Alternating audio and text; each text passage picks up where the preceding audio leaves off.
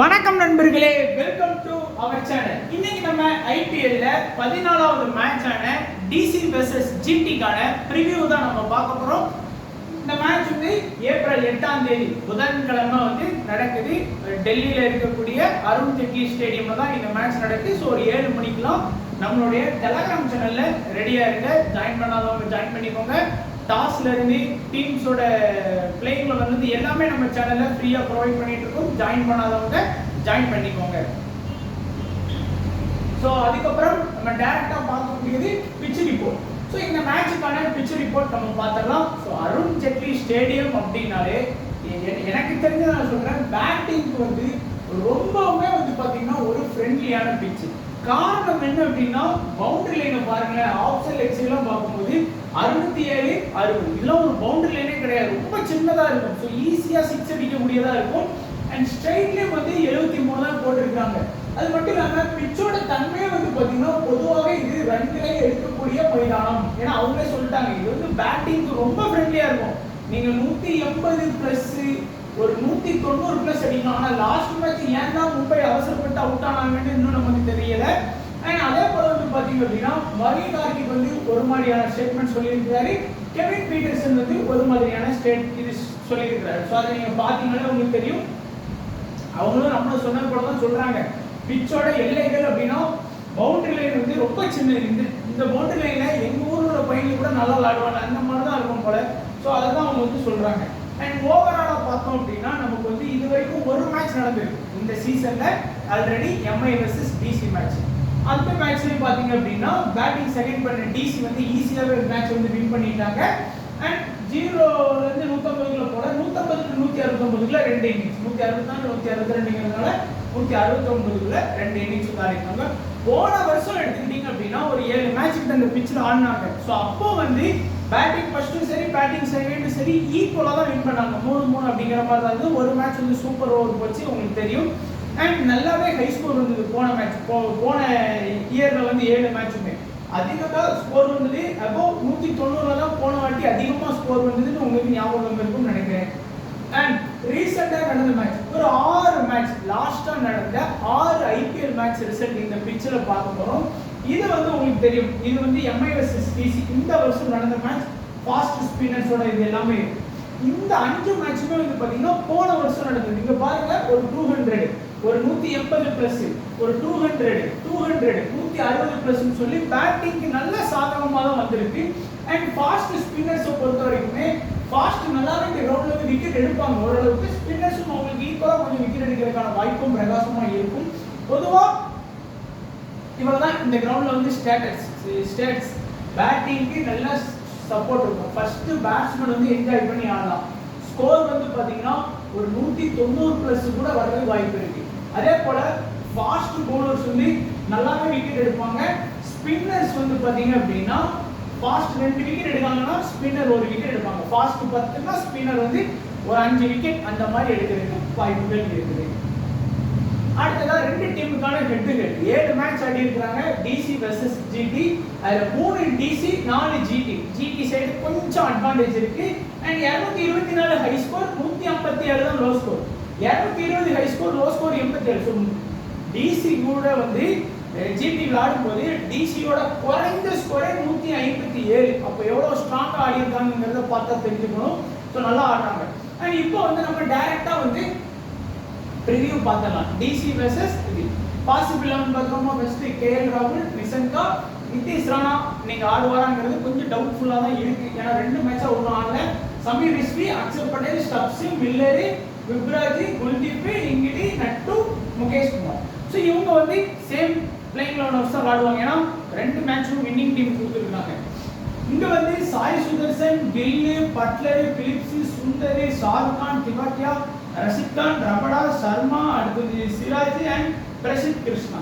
So இவங்க team வந்து maybe change பண்றதுக்கு நிறைய வாய்ப்புகள் இருக்கு. ஏன்னா 2 மேட்சுமே தோல்வி, இது 3வது மேட்ச் அப்படிங்கும் போது பிலிப்ஸ் இடத்துல ஏதாச்சும் டாம் பேண்டன் அந்த மாதிரி பிளேயரை கூட இறக்கலாம். இல்லை அப்படின்னா இந்த சர்மா இடத்துல பிலிப்ஸ் தூக்கிட்டு ஏதாச்சும் இந்தியன் பிளேயர் ஆட வச்சுட்டு இந்த இடத்துல வந்து ப்ளூ குட்டு மாதிரியான பிளேயர்ஸ் கூட வந்து ஆடுறதுக்கு வாய்ப்பு இருக்கு. ஸோ இந்த மேட்ச் வந்து பிளேயிங் லெவல் வந்து கொஞ்சம் அன்பிரடிக்டபிள். மேபி 2 சேஞ்ச் இருக்கிறதுக்கு வந்து வாய்ப்புகள் இருக்கு ஜிடியை பொறுத்த வரைக்கும். இல்ல சேம் டீம் வச்சு கூட ஆடலாம். அது வந்து கோச் கையில தான் இருக்கு, நம்ம எதுவும் கணிக்க முடியல. பட் இருந்தாலும் இந்த மாதிரியான ஆப்ஷனுக்கு வந்து வாய்ப்புகள் இருக்கு. ஃபர்ஸ்ட் வந்து பார்த்தோம் அப்படின்னா ஜிடி டீம் எடுத்துக்கோங்க. இருக்கிறதே ப்ரெடிக்ஷன் பண்றதுக்கு ஈஸியான டீம். ஏன்னா பேட்டிங்னு போனீங்க அப்படின்னா நம்ம ஏற்கனவே சொன்னது போலதான் இந்த 3 பேர் தான் ஜிடில வந்து பேட்டிங் அப்படின்னா அது ஃபர்ஸ்ட் பேட்டிங்கா இருந்தாலும் சரி, செகண்ட் பேட்டிங்கா இருந்தாலும் சரி, இந்த 3 பேர் தான் ஜிடி. மற்றபடி இந்த மிடில் ஆர்டர்ஸ் வந்து பாத்தீங்க அப்படின்னா ஏதாச்சும் ஆடிக்கு ஒரு நாள் அமாவாசைக்கு ஒரு நாள் ஸ்கோர் பண்ணி கொடுக்குறாங்க. அது நாளைக்கா கூட இருக்கலாம். திடீர்னு இன்னைக்கு மேட்ச்ல வாஷிங்டன் சுந்தர் ஒரு 50+ கூட அடிக்கலாம், இல்லைன்னு சொல்ல. அப்படி அடிச்சாருன்னா அடுத்து நடக்கக்கூடிய ஒரு 5 மேட்ச்ல ஃபிளாப்பான ரிசல்ட் தான் கொடுப்பாரு. ஸோ ஜிடியோட பேட்டிங் அப்படின்னாலே ஒன்னு சாய் சுதர்சன், இன்னொன்னு கில்லி, இன்னொன்னு வந்து பட்லர். இந்த 3 பேர் தான் போன சீசனும் வந்து ஆடி கொடுத்தாங்க. இந்த சீசனும் வந்து அப்படிதான் போயிட்டு இருக்கு. இப்போதைக்கு வந்து பாத்தீங்கன்னா அப்படிதான் போயிட்டு இருக்கு. ஸோ அதனால பிலிப்ஸ், சுந்தரே, ஷாருக் கான்லாம் ஐயோ எத்தனை கோடி ரூபாய்க்கு ஆப்ஷன்ல வாங்குறாங்க. சும்மா வர்றாரு 10 ரன் அடிச்சுட்டு போறாரு. எனக்கு தெரிஞ்சு கொடுத்து வச்ச ஒரே மகராசன் ஷாருக் கான் மட்டும்தாங்க. பெருசா எந்த ஒரு கேமும் கிடையாது. அப்படியே இருந்தாலும் லாஸ்ட் மேட்ச் ரன் அவுட் ஆயிட்டாரு, அது நம்ம குறை சொல்லக்கூடாது ரஷீத் கான் போனால. பட் இருந்தாலும் ஒன்றும் சொல்றதுக்கு இல்லை. ஸோ இந்த 4 பேர்ல ஏதாவது ஒருத்தர் வேணா நல்லா பெர்ஃபார்ம் பண்ணலாம். அது யாருன்னு யாருக்கும் தெரியாது. திடீர்னு வந்து பிலிப்ஸ் ஆகலாம், ஷாருக் கான் ஆகலாம், திவாட்டி ஆகலாம். ஆனா எனக்கு தோன்ற ஒன்று என்னன்னா வாஷிங்டன் சுந்தர். காரணம் என்ன? ஒரு பவுலிங் அட்வான்டேஜ் இருக்கு அந்த டீம்ல. அவர் தான் 6th பவுலிங் ஆப்ஷன்ல வர்றாரு. ஸோ 6th பவுலிங் ஆப்ஷன் வரும்போது ஒரு 2 ஓவர் வந்து வாஷிங்டனுக்கு வந்து கிடைக்கும். ஸோ அது இந்த 4 பேர்கிட்ட இல்லாத அட்வான்டேஜ். ஒருவேளை ஒரு விக்கெட் எடுத்துட்டாருன்னு வைங்க, ஒரு 30 பாயிண்ட்ஸ் வந்து கிடைச்சிடும். ஸோ ஒரு 30 ரன் அடிக்கிறதுக்கு ஈக்குவல் பண்ணி கொடுத்துருவாரு. இல்ல விக்கெட்டே எடுக்கல அப்படின்னாலும் ஒரு 20 ரன் அடிச்சா கூட மற்ற பிளேயர்ஸோட பாயிண்ட்ஸை ஈக்குவல் பண்ணிடுவார் அப்படிங்கிற ஒரே நம்பிக்கையில இந்த 4 பேர்ல வாஷிங்டன் சுந்தர் வந்து பெஸ்ட்னு எனக்கு தோணுது. ஏன்னா ஒரு அடிஷனல் ஆப்ஷன் இருக்கிறதுனால. மற்றபடி ஒன்றும் வாஷிங்டனை வந்து ரொம்ப பெருசா சொல்றதுக்கு இல்லை. ஸோ சுதர்சன், கில்லு, பட்லர் இந்த 3 பேரும் ரொம்ப இம்பார்ட்டன்ட். இந்த மீறி இருக்கக்கூடிய 4 இதுல வாஷிங்டன் சுந்தருக்கு வந்து ஆப்ஷன் இருக்கிறதுனால நம்ம அவரை வந்து சூஸ் பண்ணிக்கலாம். அதுக்கு அடுத்ததா வந்து இதுதான் பேட்டிங்கோட ஸ்ட்ரென்த். பவுலிங் பாத்தீங்க அப்படின்னா Rashid Khan, Rabada, Sharma, Siraj, Prasidh Krishna.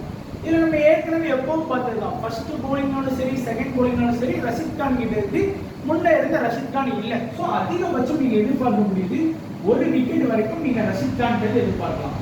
Rabada first பவுலா இருந்தாலும் சரி, செகண்ட் பவுலா இருந்தாலும் சரி, குறிப்பா ஃபர்ஸ்ட் பவுல்னா டெத்ல போட்டுருவாரு. கன்ஃபார்ம் வந்து அந்த 1ல இருந்து 2 விக்கெட் வரைக்கும் நம்ம வந்து ரபடா கிட்ட இருந்து கண்டிப்பா எதிர்பார்க்கலாம். சர்மா அதிகபட்சம் ஓவர் கம்மியா போடுவார். 2ல இருந்து 3 ஓவர் வரைக்கும் தான் அவருக்கான வாய்ப்பு இருக்கிறதுங்கிறதுனால அவருடைய அதிகபட்ச விக்கெட் எடுத்து கொடுத்தாலுமே 1 விக்கெட் வரைக்கும் தான் வாய்ப்புகள் இருக்கு. சிராஜ் ஃபர்ஸ்ட் பவுல் பண்ணா மட்டும்தான் வந்து பாத்தீங்கன்னா சிராஜ் வந்து நல்ல விக்கெட் டேக்கிங் பவுலரா இருப்பார். பிரசித் கிருஷ்ணா போத் இன்னிங்ஸ்லயுமே ஸ்ட்ராங். நான் லாஸ்ட் மேட்ச் கூட சொன்னேன் பிரசித் கிருஷ்ணா அந்த மொத்த மேட்ச் வீடியோல சொல்லும்போது கூட சொன்னேன், யாரும் நம்பல. செகண்ட்ல பவுல் பண்ணா நல்ல விக்கெட் எடுப்பாருன்னு சொல்லி இம்பாக்ட் பிளேயரா வந்தாரு, 3 விக்கெட் எடுத்தாரு. ஸோ அதுதான் செகண்ட் பவுல் பண்ணா பிரசித் கிருஷ்ணா வந்து அடிச்சுக்கவே முடியாது. ஸோ கண்டிப்பா நல்ல விக்கெட் எடுப்பாரு. ஒருவேளை இன்னைக்கு பவுல் பண்ணும்போது விக்கெட் எடுக்காம கூட போகலாம், இல்லைன்னு சொல்லல. இருந்தாலும் அவரோட ஸ்ட்ரென்த் பார்க்கும்போது அந்த செகண்ட் இன்னிங்ஸ் ஃபர்ஸ்ட் இன்னிங்ஸ்ல சிராஜ், ரபடா, ரஷீத் கான் போத் இன்னிங்ஸ்லயுமே ஒரு விக்கெட் எடுத்து கொடுக்கக்கூடிய பிளேயர்ஸ். அண்ட் அடிஷனலா 6வது ஆப்ஷன்ல வாஷிங்டன் இருக்கிறதுனால நம்ம அவரையும் வந்து நம்ம பார்த்தாச்சு. ஸோ இதுதான் ஜிடி. ஸோ பேட்டிங் எடுத்துக்கிட்டீங்கன்னா இந்த டாப் 3 வந்து நல்ல ஆப்ஷன்ல இருக்காங்க. அண்ட் இந்த மிடில் வந்து பாத்தீங்க அப்படின்னா வாஷிங்டன் சுந்தருக்கு ஒரு ஆப்ஷன் இருக்கு. பவுலிங்னு பாத்தீங்க அப்படின்னா என்ன பொறுத்த வரைக்கும் பிரசித் கிருஷ்ணா செகண்ட் பவுல் பண்ணாலும் சரி, ஃபர்ஸ்ட் பவுல் பண்ணாலும் சரி ட்ரை பண்ணிருங்க. அண்ட் ரபடாவுக்கு ஒரு நல்ல ஆப்ஷன் கொடுங்க. ஒன்னு ரஷீத் கான் வேணுமா, இல்ல சிராஜ் வேணுமா, இல்ல அப்படின்னா இந்த சர்மா வேணுமான்னு பாத்தீங்கன்னா இந்த 3 பேர்ல யாராச்சும் ஒருத்தரை நீங்க சூஸ் பண்ணிக்கலாம். உங்களுக்கு இன்னைக்கு ஜிடி வந்து பேட்டிங்லயும் கொஞ்சம் சொதப்புவாங்க. நான் லாஸ்ட் மேட்ச் அதுக்கு தான் நான் ரஷீத் கானை சூஸ் பண்ணேன், சிராஜ் எடுக்கல. காரணம் என்னன்னா ரஷீத் கான் திடீர்னு வந்து பேட்டிங்ல வந்து ஒரு சின்ன ரன் கான்ட்ரிபியூட் பண்ணா கூட அது சிராஜ் விட பாயிண்ட்ஸ் அதிகமாக போகும். அந்த ஒரு பேட்டிங் லைட்டா ஒரு அட்வான்டேஜ் இருக்கு, அதை ஞாபகம் வச்சுக்கணும். ஏன்னா லாஸ்ட் மேட்ச் எப்படி ஆடி கொடுத்தாரு, டப்புன்னு ஒரு 20 ரன் 30 ரன் ஆடி இருக்காரு, அதுதான் ஒரு பெஸ்ட். ஸோ அந்த காரணத்தினால ரஷீத் கானுக்கு வேணா கொஞ்சம் இம்பார்ட்டன்ஸ் போகலாம். இல்லை அப்படின்னா நீங்க சிராஜுக்கு கூட போய்க்கலாம். 3 பேர் ஏதாச்சும் ஒரு ஆப்ஷன் ட்ரை பண்ணலாம். இப்போ டிசி டீம் வந்து பரிசு மதிப்பிட முடியாது, நல்ல டீமா இருக்காங்க. பேட்டிங் பார்த்தீங்கன்னா KL, Nissanka, Nitish Rana, Sameer Rizvi, Axar Patel, Stubbs Miller. இதுல கேஎல் ராகுல் தொடர்ந்து 2 மேட்ச் ஃபிளாப். பட் இன்னைக்கு வந்து கேஎல் ராகுல் வந்து ஒரு சூப்பர் ஸ்டாரா இருக்க வாய்ப்பு இருக்கு. பேட்டிங் ஃபர்ஸ்ட் பேட்டிங் செகண்ட் ஆனாலும் லாஸ்ட் சீசன்லாம் ராகுல் 40+ வந்து ஆவரேஜா அடி கொடுக்கக்கூடிய ஒரு பிளேயர் தான். ஸோ அதை குறைச்சி மதிப்பிட முடியாது. இந்த சீசன் கொஞ்சம் எடுக்கல, செல்ஃப் எடுக்கல, வண்டி ஓட ஆரம்பிச்சுன்னா தூக்கிறோம். நிஷாந்த் நான் ஏற்கனவே சொன்னது போல தான், லாஸ்ட் மேட்ச் கூட நம்ம சூஸ் பண்ணியிருந்தோம் லக்னோக்கு அகைன்ஸ்டா, இல்லை லக்னோக்கு மும்பைக்கு அகைன்ஸ்டா. அந்த பவர் பிளேயை அவர் அடிச்சிருவாரு. பும்ரா பாலை ஃபேஸ் பண்ற கொஞ்சம் திணறுவாரு. பட் அந்த பவர் பிளேல வந்து ஒரு 30+ ரன் வர்றதுக்கு வாய்ப்புகள் பிரகாசமா இருக்கு. நிதிஷ் ராணா டொமஸ்டிக்ல நல்லா ஆடிட்டு இருக்கிறாரு. ஸோ நிதிஷ் ராணா இந்த மேட்ச்ல நம்ம வந்து இவங்க ஜிடி கிட்ட பவுலிங் நல்லா இருந்தாலும் கொஞ்சம் இது பேட்டிங் ட்ராக் அப்படிங்கிறதுனால ஒரு 25+ ரன் வரைக்கும் நம்ம எதிர்பார்க்கலாம். சமீர் ரிஷ்வி நான் சொல்ல வேணாம், சம ஃபார்ம். என்னைக்கு சென்னை விட்டாங்களோ அன்னைக்கு வந்து பாத்தீங்கன்னா தலைவன் ஆடிட்டான். போன சீசன் ஃபுல்லா அவங்களுக்கு சமீர் ரிஷ்வி பெருசா இது பண்ணல. குறிப்பா செகண்ட் பேட்ல வந்து நல்லா ஆடி இருக்கிறாரு. லாஸ்ட் சீசன்ல ஒரு மேட்ச் வந்து செகண்ட் பேட் வந்து ஒரு 30+ ரன் ஸ்கோர் பண்ணி கொடுத்தாரு. இந்த சீசன்லயும் சூப்பர் ஸ்டாரா ஆடிட்டு இருக்காரு. அக்ஷர் பட்டேல் சொல்ல வேணாம், பேட்டிங் பிளஸ் பவுலிங் ரெண்டு ஆப்ஷனுமே இருக்கு. ஸோ ஒரு பெஸ்ட் ஆல்ரவுண்டர்னு பார்த்தோம் அப்படின்னா டிசில வந்து அக்ஷர் பட்டேல் தான். ஸ்டப்ஸ் மில்லருக்கு பேட்டிங் வாய்ப்பு ரொம்ப கிடைக்காது. அப்படியே கிடைச்சாலும் அவங்களால ஒரு ரொம்ப பெரிய ஒரு 80-70 அந்த மாதிரி ஸ்கோர் பண்றதுக்குலாம் வாய்ப்பு கிடையாது. அதிகபட்சம் ஒரு 20ல இருந்து ஒரு 35 ரன்னுக்குள்ள தான் அவங்களால, அவங்க ரன் வந்து லிமிட் அவ்வளவுதான். அதுக்கு மேல அவங்களால ஸ்கோர் பண்றதுக்கான போக்கு பாலோ கிடையாது.